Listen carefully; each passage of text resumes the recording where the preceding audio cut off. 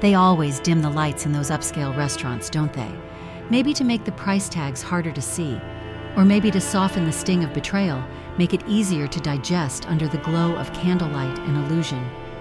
That night, I sat across from my husband, James Morgan, a man I had loved, served, defended, and devoted 28 years of my life to. He was dressed in his usual tailored confidence, sipping red wine like nothing in the world could touch him.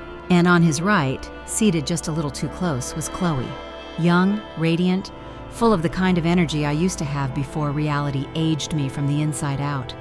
The flicker of the candle on our table cast a golden halo over her, like life was mocking me for aging while she bloomed. She leaned in, touched his arm, like she belonged there. And then, like she was commenting on the weather, she smiled sweetly and said, "I'm pregnant." I didn't flinch. I didn't gasp. The world didn't go silent. In fact, the waiter was still pouring wine, and a couple at the next table laughed at something I'd never hear. But inside me, something split open, not with rage, not even with sadness. It was clarity. Cold, precise, and long overdue. James didn't look at me, not once. His eyes stayed locked on her. He raised his glass and said, "To new beginnings." That was the moment. That single sentence told me everything I had been trying not to see for years. The man I married no longer saw me. Maybe he never truly did. That smile of his, once my home, my safety, was now a stranger's smirk, and I realized he thought he could erase me. With a toast, with a younger woman, with a child that was never meant to be mine. So I smiled too. "To new beginnings," I said, lifting my own glass, steady as ever. He finally looked at me then. Just a flicker of confusion at first, then something colder crept into his eyes, uncertainty, because for the first time, he had no idea what I was about to do. "I emptied our joint accounts this morning," I said softly, "froze the company assets, filed for divorce." Chloe's mouth parted. The waiter paused mid-step. James went pale, like a man realizing the ground beneath him was already gone. I stood, placed my napkin gently on the table, and walked out. Not broken, not bruised, but awake. If you've ever loved someone who thought they could erase you with a smile, this story is for you. Don't forget to subscribe, like, and share this video if it speaks to you. Your voice matters here. And believe me, you're going to want to see how this ends. I wasn't always this woman, the one who walks out of a restaurant and leaves a man stunned in her wake. There was a time when I would have apologized for everything, for existing too loudly, for asking too many questions, for not being enough. That version of me was trained over years, carefully shaped by sacrifice and silence.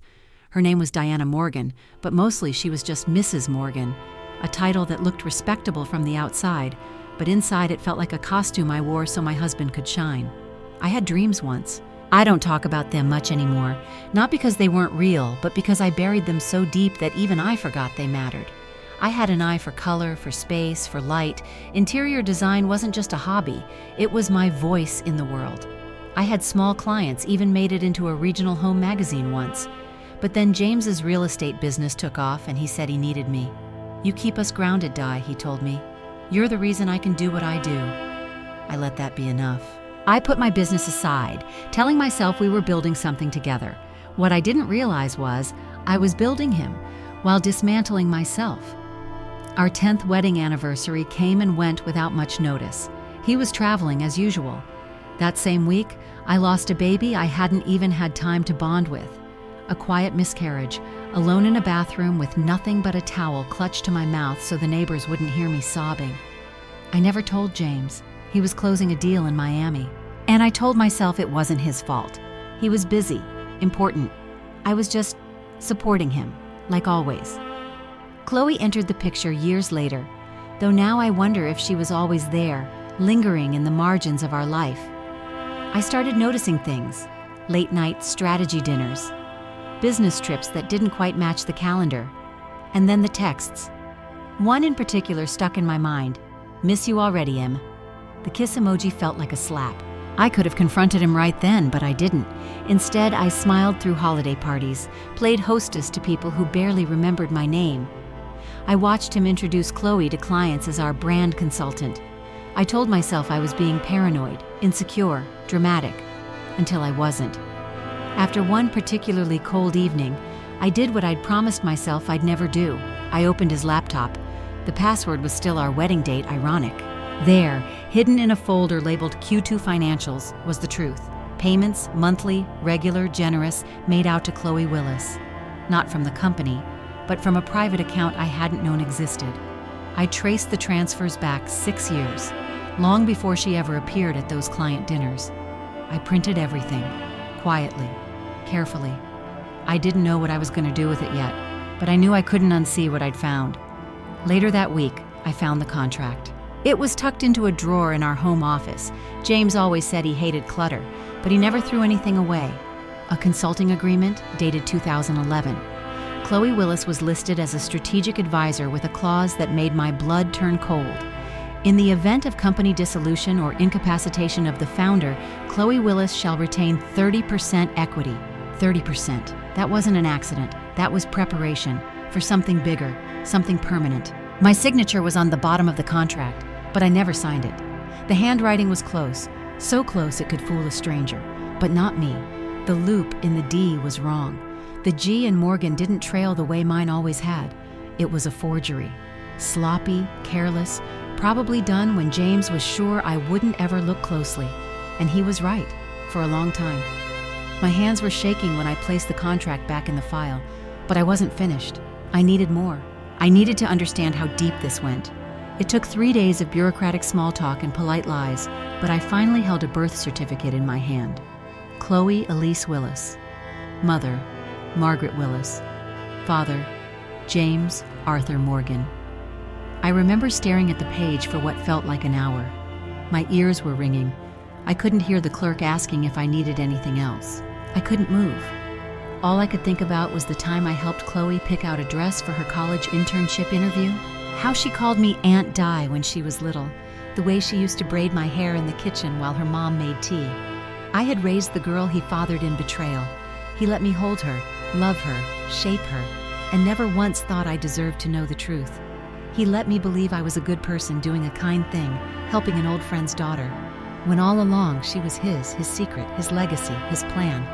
That kind of betrayal, it doesn't just break your heart. It breaks your identity. I wasn't just cheated on, I was replaced in plain sight, and I thank them for the privilege. That realization didn't shatter me, it woke me up. You don't get to live in the shadows for nearly 3 decades and not learn a thing or two about how power really works. It doesn't roar, it whispers. It moves behind closed doors, buried in signatures, hidden in contracts. And if you've been paying attention long enough, if you've smiled politely while being erased, you eventually realize the silence can be your weapon. I wasn't angry anymore, not in the way James expected. I was focused, and that made me dangerous. The morning after the restaurant, I didn't cry. I didn't call a friend. I opened my laptop and made 3 calls. The first was to Cheryl Kim, a forensic accountant known for unraveling the kind of mess James left behind like breadcrumbs. She had sharp eyes and no time for charm. I liked her instantly. The second was to Danielle Griggs, a local journalist I remembered from a podcast interview years ago. She covered women in leadership and financial misconduct, quiet fire behind a calm voice. And the third call was to my attorney. I wasn't filing for divorce in theory, I was bringing receipts. Within a week, Cheryl had combed through the accounts and confirmed what I suspected. Chloe had been on payroll under a shell consulting firm. Multiple accounts, multiple aliases. James had paid for her apartment in New York, a car registered under his company, and even a private branding retreat in Sedona that billed the business for over $12,000. Danielle and I met in a quiet corner of a Silver Lake cafe. I brought a folder with printed documents, contracts, photos, timelines. I watched her eyes widen as she flipped through the pages. "I've seen a lot," she said, tapping the forged contract. "But this is calculated theft with a family tie. You sure you want to go public?" I didn't blink. I'm sure I've been silent long enough. When the story dropped 2 weeks later, it felt like setting off a fire alarm in a glass mansion. Power couple in crisis, hidden daughter, hidden deals. The headline ran with a grainy photo of James at a gala and a blurred-out image of Chloe beside him, laughing. The fallout was instant. Investors pulled out of pending deals. The company's website was taken offline for maintenance. James's LinkedIn went from active to private overnight. And Chloe vanished. Her influencer page gone, her bio erased. It was like watching a ghost retreat into the fog. But what surprised me most wasn't their disappearance. It was the people who suddenly came forward. A flood of former employees reached out, women and men I hadn't seen in years. Some I barely knew. They wrote emails, left voicemails, sent DMs. I always knew it was you running things. You held that place together while he took the credit. He made us sign NDAs when we left. I hated myself for not speaking sooner. And just like that, a tide turned. I wasn't the scorned wife anymore. I was the woman who lit the match in a house built on secrets. But I wasn't finished. I took every document, every memory, every silent scream I'd swallowed and put them into a book. I wrote it late at night, curled up with tea, tapping the truth out onto a blank screen while the world slept. The woman he forgot to fear. It wasn't just a memoir, it was a reckoning, a lifeline, a mirror for anyone who'd ever been erased inside their own life. When it went live on Amazon, it sold out in 3 hours. Emails flooded in, some from strangers, some from survivors, some from women who had become their mothers, quiet and loyal to men who never saw them. One message stuck with me. You didn't just survive, you turned survival into art. And then came the idea that changed everything. A woman named Ava Cleany reached out, Harvard lawyer, advocate, unshakable energy. We need to build something from this, she said, something lasting, something that makes sure no woman signs away her future because she thinks it's love. That's how the Morgan Clause was born, a foundation that offers financial literacy, legal aid, and emotional support for women navigating betrayal, not with revenge, but with resilience. We started small, an online resource hub, some webinars, but within a month, donations rolled in. CNN called, then NPR, then someone from Netflix left a voicemail I still haven't returned. James tried to fight back. Of course he did. Released a statement calling the article defamatory, claimed the documents were misrepresented, that I was emotionally unstable. I didn't respond. I didn't have to. The truth speaks louder than spin, especially when it's stamped, dated, and notarized. Even his longtime business partner issued a carefully worded statement distancing himself from James's actions. That was corporate speak for you're radioactive now. And the public? They saw it all. I went from footnote to front page. Not because I screamed, but because I told the truth with proof and poise, and the world realized what James had forgotten. I wasn't bitter, I was brilliant, and I was just getting started. Peace doesn't look like what I thought it would. It isn't loud or flashy. It doesn't arrive in a dramatic courtroom scene or a headline splashed across a news site. It slips in quietly like sunlight across a kitchen table you chose for yourself, in a home that's finally yours, not because someone gave it to you, but because you claimed it. I bought a small house on the edge of town. Nothing fancy, just sunlight, clean walls, and no ghosts. I make coffee each morning in silence, no footsteps behind me, no voice asking where his cufflinks are, no pressure to smile when I don't want to. And that silence, it doesn't feel empty, it feels earned. I don't think about James much anymore, not in the way I used to. I no longer replay arguments in my head or wonder what I could have done differently. And Chloe, I don't hate her. Not because she didn't deserve my anger, but because hate keeps you tethered, and I've cut the cord.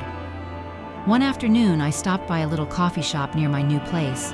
The barista, barely 20, handed me my drink and said, "You're Diana Morgan, right? You're kind of a legend around here." I laughed, genuinely, not out of disbelief, but recognition. I wasn't invisible anymore. A few weeks later, I got an email from a women's nonprofit called Second Light. They'd read my book. They were hosting a panel about financial betrayal and reinvention after 40. "We'd be honored if you'd speak," they wrote. And for the first time in a long time, I said yes without hesitation.